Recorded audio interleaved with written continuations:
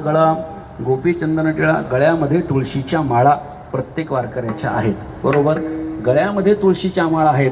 पण मला सांगा, वारकरी सांप्रदायिक माणूस गंधावरून ओळखू येतो काय? मी जरा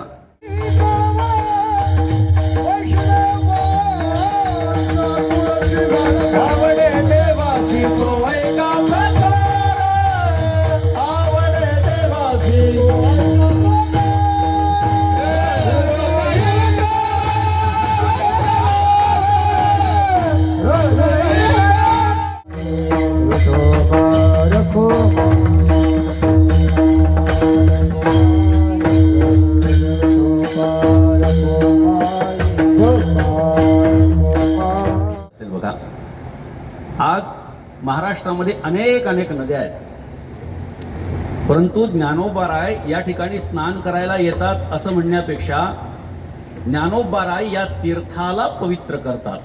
तीर्थी कुर्वंती काय म्हणतात?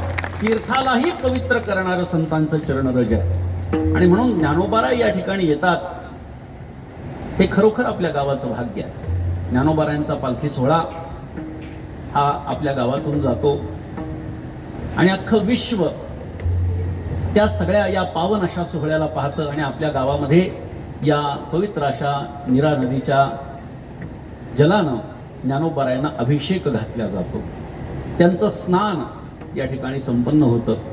आणि अशा या अत्यंत परंपरा प्राप्त गावाला आज अधिक मासाच्या निमित्तानं म्हणा किंवा अन्य संतांची अनेक सध्याच्या काळामध्ये सगळ्या संतांची, विविध संतांचे काही उत्सव गेल्या 3-4 वर्षांपासून महाराष्ट्रामध्ये सुरू आहेत.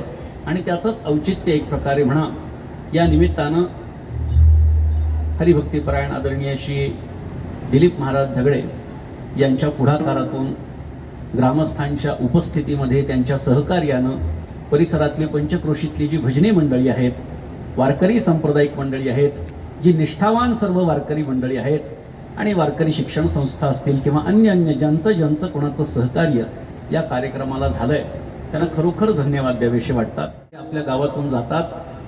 काय आपल्या गावाचं भाग्य बघा, एवढ्या सगळ्या वारकऱ्यांचं चरणरज आपल्या गावाला लागतं. हे सुद्धा काही कमी नाही, लक्षात ठेवा. प्रत्येक गावाला प्राप्त होत नाही.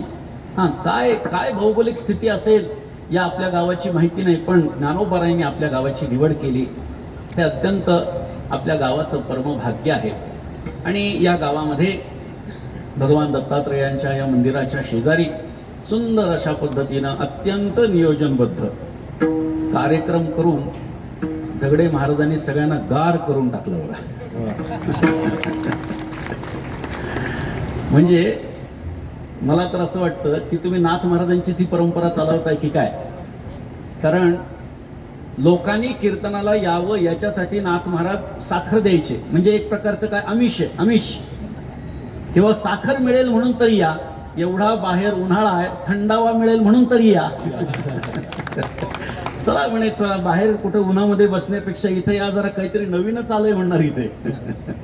वरूनही हवा बरं का, तिन्ही बाहेर उन्हाळा चालू आहे, काय या पावसाळ्यामुळे हिवाळाही चालू आहे. त्यामुळे अत्यंत मी नेहमी सांगतो की वारकरी संप्रदायाचे कार्यक्रम अत्यंत अशा पद्धतीने शिस्तबद्ध झाले पाहिजे.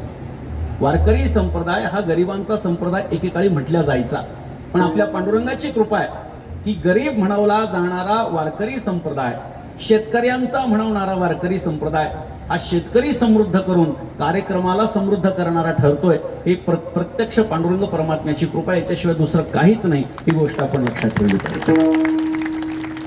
कारण वारकरी संप्रदायाचं वैभव दिसलं पाहिजे. आपण बघा, उंचे पताकांचे भार आले वैष्णव डिंगर, ज्ञानोबारायांनी जे लिहिलंय किंवा अन्य संतांनी जे लिहून ठेवलंय, त्याच्यामध्ये वारकरी संप्रदायाचं वैभव, प्रेमा चालीला प्रवाह, हा प्रवाह जो इथून जातो त्या नीरा गावामध्ये अत्यंत देखणा असा हा कार्यक्रम या ठिकाणी संपन्न होतो आहे. आणि म्हणून आज कीर्तनासाठी जो अभंग निवडलाय, माझ्या डोक्यामध्ये खरं तर वेगळा अभंग होता. मला विचारायला आले कोणता अभंग घेणार. मी त्यांना सांगितलं, उभा राहिल्याशिवाय अभंग कळणार नाही. कारण काय असतं, श्रोते कशा प्रकारचे आहेत त्याच्या प्रकारे कधी कधी अभंग आपल्याला घ्यावा लागतो. नाही तर आपल्या डोक्यात एखादा अभंग असतो, वेगळंच काहीतरी मांडायचं असा विषय होऊ शकतो. म्हणून इथे आल्यानंतर आपल्या सगळ्यांच्या सात्विक चेहऱ्याकडे बघून मला जो अभंग वाटला घ्यावा तो मी या ठिकाणी घेतला. मी अनेक ठिकाणी हा अभंग घेतलेला याची मला जाणीव आहे. मात्र हा अभंग आपल्यासारख्यांसमोर जर घ्यायचा नाही तर कोणासमोर घ्यायचा? इथे बसलेले जवळपास 90% वारकरी सांप्रदायिक आहेत याची मला जाणीव आहे. त्याच्यामुळे वारकरी संप्रदायाची आचारसंहिता आजच्या भाषेमध्ये बोलायचं झालं तर वारकरी संप्रदायाचं एक छोटंसं संविधानच या अभंगामध्ये एकनाथ महाराजांनी व्यक्त केलेलं आहे. आणि म्हणून या अभंगाकडे दृष्टिक्षेप करत असताना, या अभंगाकडे बघत असताना हा फक्त एक वर्णन करणारा अभंग आहे असं नाही, तर एखाद्या वारकऱ्यानं आपलं आयुष्य कसं व्यतीत करावं हा सांगणारा आणि याचा वस्तुपाठ ठेवणारा हा प्रसिद्ध असा अभंग आहे. शोभत असते काही ठिकाणी असं वर्णन आहे संत वाङ्मयामध्येच आहे की कुत्र्याला आपण किती जरी सिंहासनावर बसवलं तरी त्याला वमनच आवडत. डुकराला आपण किती जरी चांगल्या ठिकाणी नेलं तरी त्याला ती घाणच आवडते. प्रत्येकाची क्रिया त्याची आवड दर्शवत असते.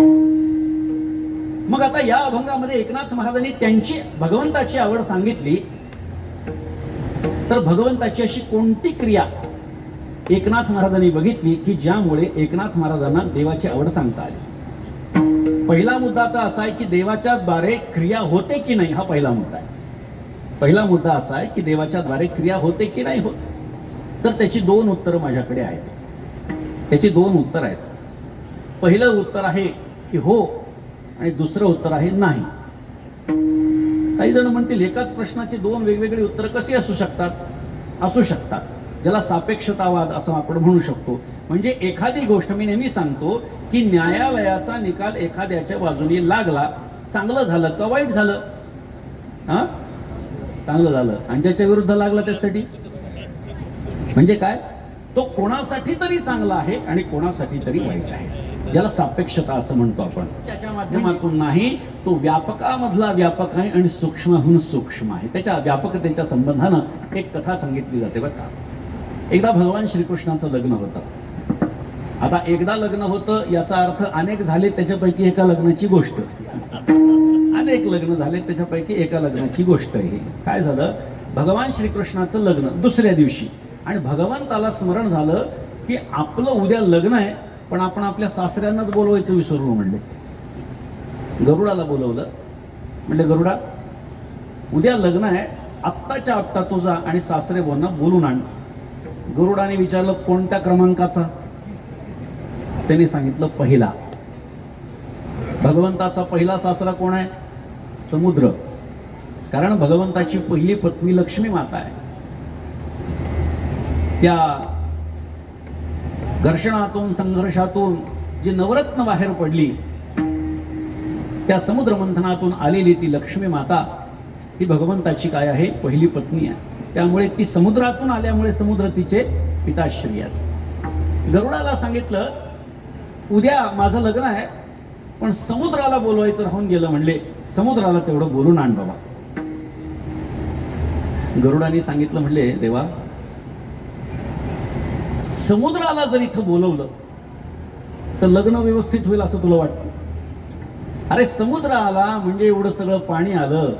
पाणी आलं म्हणजे त्याच्यामध्ये असल्या हजारो लाखो प्राणी आले आणि ते जर इथं आले तर लग्नाचं वऱ्हाड कुठं राहील? म्हणले हे बाकीचे लोक राहतील कुठे?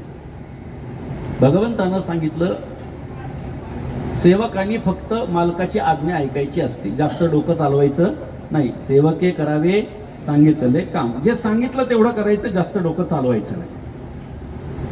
ठीक आहे म्हणला देव, आता तुझी इच्छा. काय? गरुडाला हसू येऊ लागलं. भगवंताच्या हाताचा एक केस ज्याला रोम असं म्हणतो आणि भगवंत त्या समुद्राला सांगतो या रोमाच्या टोकावर बसायला. हसू लागला. ठीक आहे, गरुड गेला. समुद्राने विचारलं काय सोय कुठे केली? म्हणले आमची, आम्ही आलोय आता तुमच्या आमंत्रणानुसार, आता आम्ही पाहुणे आहेत म्हणले तुमचे. त्यांनी सांगितलं हो देवाने केली ना म्हणली व्यवस्था. कुठे आहे? ते म्हणले हे बघा याच्यावर. कुत्सितपणे त्या गरुडाने सांगितलं हे बघा म्हणली याच्यावर केली. आणि काय आश्चर्य, अवघाचा अवघा समुद्र भगवंताच्या रोमाच्या टोकावर बसला. एवढा परमात्मा व्यापक आहे. विठ्ठल विठ्ठल.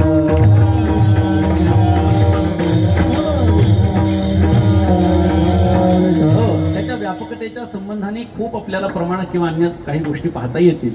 परंतु तो परमात्मा व्यापक आहे. तो जेव्हा निर्गुणामध्ये असतो तेव्हा त्याला कुठल्याही प्रकारची क्रिया घडत नसते, आणि क्रिया घडली नाही की त्याच्यामध्ये आवड निवड किंवा इच्छा गुण याचा काही विचार आपल्याला करता येत नाही. मात्र तो परमात्मा जेव्हा सगुण रूप धारण करतो तेव्हा मात्र त्याला आवडही असू शकते, त्याला काही गुणामध्ये सुद्धा आपल्याला बांधता येऊ शकतं, आणि त्याची काही इच्छा देखील असू शकते. या सगळ्या गोष्टींचा विचार आपण करू शकतो.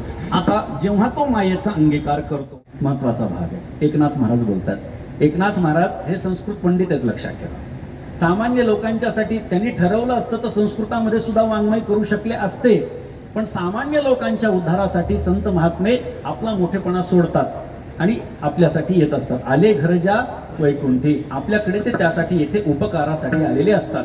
त्यामुळे एकनाथ महाराज हे संस्कृताचे ज्ञाते आहेत, आणि त्यामुळे या ठिकाणी अर्थ बघा. अक्रूरा चांडाळा तुझं कोणी धाडिले, हे अक्रूरा तू चांडाळ आहेस, तुला कोणी पाठवलं? का घात करू आलास वदिशी सकळा, काय तू आम्हाला मारायला आलास का? ही ह्या बिरदावली बघा बर का. आणि पुढे म्हणतात अक्रूर तुझे नाव तैसीच करणी.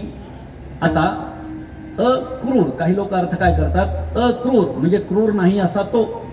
मग क्रूर नाही असा तो असं जर म्हटलं तर तैसीच करणी कसं काय होईल? मग लोक म्हणतील की तैसी न करणी पाहिजे होतं तिथे, पण गाथेमध्ये चुकलंय. तैसी न करणी, कारण का अक्रूर म्हणजे क्रूर नाही असा तो आपण मराठीतला अर्थ काढतो, पण नाथ महाराजांच्या बुद्धीतला अर्थ काय आहे मी नेहमी उदाहरण देतो. आपल्याकडे दिव्यांगांना पूर्वी अपंग असं म्हणायचे, अपंग असं म्हणायचे. अपंग याचा अर्थ काय? म्हणजे तो पंगूच आहे, पण त्याला वाईट वाटू नये म्हणून त्याला अपंग म्हणायचं का? असं नाही आहे. अत्यंत पंगुत्व ज्याच्या ठिकाणी आहे असा तो, त्याला अपंग म्हणायचं. तसं अक्रूर ह्या शब्दाचा अर्थ काय? तर अत्यंत क्रूरत्व ज्याच्या ठिकाणी आहे असा तो. म्हणून अक्रूर तुझे नाव तैसीच करणी. विठ्ठल विठ्ठल भगवंताची भक्ती करतात. रोहिदास महाराज चपला शिवता शिवता सुद्धा भगवंताची भक्ती करतातच ना. आदर्श आम्हाला संत महात्मांनी, सेना महाराजांनी गाडी करता करता दुसऱ्यांची भगवंताची भक्ती करता येते हे दाखवलंच ना. सगळे संत बघा त्यांनी आमच्या समोर आदर्श घालून दिलेला आहे की परमार्थ करताना प्रपंचाच्या त्यागाची गरज नाही, प्रपंच करताना परमार्थाच्या त्यागाची गरज नाही. नाथ महाराजांच्या एकूण वाङ्मयाचं सार काय आहे सामान्य गृहस्थ लोकांच्यासाठी असं जर कोणी विचारलं तर मला एक ओवी सांगावीशी वाटते. नाथ महाराज म्हणतात प्रपंच खणून सांडावा मग परमार्थू मांडावा, हा संदेही न लगे करावा प्रपंचची आघवा परमार्थ होय. प्रपंच करताना परमार्थ त्यागायचा नाही. नाथ महाराज म्हणतात परमार्थ करताना प्रपंच त्यागायचा नाही. जर आपली दृष्टी भगवंताच्या चरणापाशी स्थिर असेल, अविचल असेल, स्थायी असेल तर आपली प्रपंचातली प्रत्येक क्रिया हा परमार्थ होत असतो. विठ्ठल सुद्धा पाहिजे, आणि या दोन्ही गोष्टी आपल्याला नाथ महाराजांच्याकडे पाहायला मिळतात. आणि म्हणून संतांचा स्वभाव काय आहे? आपणासारखे करीती तात्काळ, नाही काळ वेळ दया लागे. आपल्यासारखं ते करतात. म्हणून नाथ महाराजांनी जर आपल्या स्वतःसारखं जर आपल्याला केलं तर आपण काय हो? ऐश्वर्यवान हो, आपण काय हो? शांतीचं प्रतीक ठरू. आणि म्हणून आपण नाथ महाराजांच्या वारीला पैठणला गेलं पाहिजे. निळा म्हणे जया घडे तेथील वारी, तया पुण्यासही न वर्णवे. कारण का? कृष्ण कमला तीर्थी चरण नाथांचे, उद्धरी जगाचे कलिदोष. अशा पद्धतीनं पैठणच्या वारीचं महत्व आहे. सगळ्या संतांच्या वाऱ्यांचं महत्व त्या त्या ठिकाणी निश्चितपणे आहे. मात्र नाथ महाराज देवाची आवड सांगत असताना म्हणतात आषाढी कार्तिकी पंढरीची वारी, साधन निर्धारी आन नाही.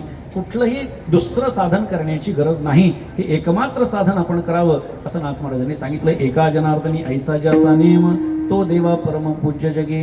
नाथ महाराज म्हणतात की असा ज्याचा नेम आहे, म्हणजे मुखामध्ये नाम, कपाळाला गोपीचंदनाचा टिळा, गळ्यामध्ये तुळशीची माळ, वैष्णवांच्या विषयी अंतःकरणात कळवळा, आषाढी आणि कार्तिकीला पंढरपूरची वारी, एका जनार्दनी ऐसा ज्याचा नेम, तो देवा परम पूज्य जगे. तो देवाच्या दृष्टीने हे परमपूज्य.